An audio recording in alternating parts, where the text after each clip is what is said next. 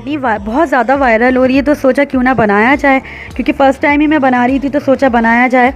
जब ये इतनी वायरल हो रही है तो ज़रूर इसको ट्राई किया जाए।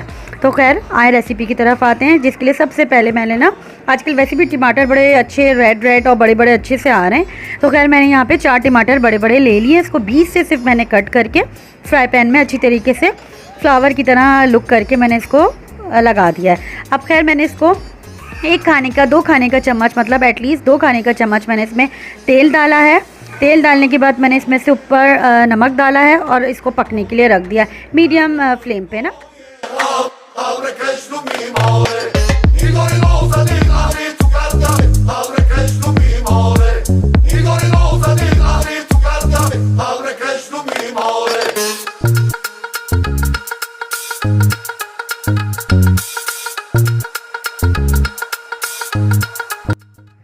अच्छा जी, मैंने यहाँ पे ना नमक डालने के बाद इसको ढक के रख दिया था। ये मीडियम फ्लेम पे ये पक रहा था जब तक मैंने कहा इसकी बाकी की चीज़ें की प्रिपरेशन की जाए। तो मैंने 2 प्याज ना, छोटी छोटी प्याज थी मेरे पास क्यूट सी, तो वो मैंने ना जैसे हम ऑमलेट में काटते हैं छोटी छोटी बारीक बारीक, वो मैंने उस तरह काट दी थी। 2 ही हरी मिर्चें मैंने ले ली थी और 2 ही मैंने नींबू ले लिए थे। अच्छा, आप इसका लुक देख सकते हैं, ये कोई लगा भी नहीं है और बहुत ज़्यादा अच्छा सा, मतलब ये ना सॉफ्ट से हो गए हैं। अच्छा, जब ये सॉफ्ट हो जाते हैं तो इसका छिलका ऑटोमेटिकली आराम से रिमूव हो जाता है। देखिए, अब मैं इसको चिमटे की मदद से आराम से निकाल रही हूँ। आप फॉक की मदद से या हाथ की मदद से भी निकाल सकते हैं। अच्छा, आप इसका छिलका सब रिमूव करने के बाद ना एक बॉल में इसी टमाटर को, और जो ये थोड़े से मैंने तेल में इसको ना फ्राई किया था वो तेल आप इसमें निकाल दीजिए। और जो थोड़ा सा तेल बचा था उसमें मैंने 7-8 लहसुन के जवे लिए थे, समझे, मतलब उसको अच्छी तरीके से सौते करूँगी। ज़्यादा ब्राउन या ब्लैक नहीं करना है, हल्का सा सौते करेंगे।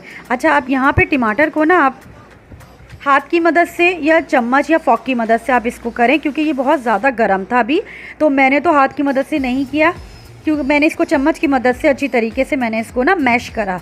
ग्राइंडर में या ब्लेंड वगैरह करने की भी आप लोगों को ज़रूरत नहीं है, क्योंकि वो बहुत ज़्यादा पतली पतली सी चटनी हो जाएगी। आप बस इसको चम्मच की मदद से करें, और जब ये गर्म होगा ना तो ऑटोमेटिकली बहुत ज़्यादा मेहनत भी नहीं लगेगी।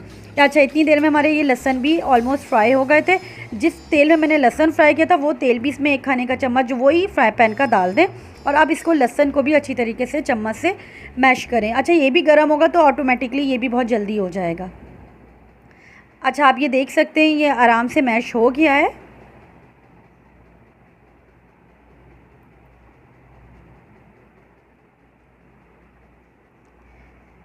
अच्छा, यहाँ पे स्पाइस में बस इसमें नमक हस्बे ज़ायका, लाल पिसी हुई मिर्चें हस्बे ज़ायका, काला नमक मैंने ज़रूर इसमें डाला है, आप लोग इसको डालिएगा तो इससे टेस्ट अच्छा आता है। और मैंने चाट मसाला डाला है और 1 पिंच मैंने गरम मसाला का पाउडर डाला है, दैट्स इट। इसके अलावा मैंने इसमें कोई मसाले और ऐड नहीं किए हैं।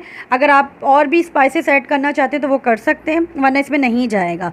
अच्छा, यहाँ मैंने बारीक बारीक हरी मिर्चें काट के डाली हैं। ये अपने टेस्ट के हिसाब से आप लोग डालिएगा। अगर आपके घर में ज़्यादा खाई जाती है तो आप लोग ज़्यादा डालें, कम खाई जाती है तो कम डालें। तो मैंने 2 ही बड़ी बड़ी लंबी लंबी मिर्चें डाली थी इसमें।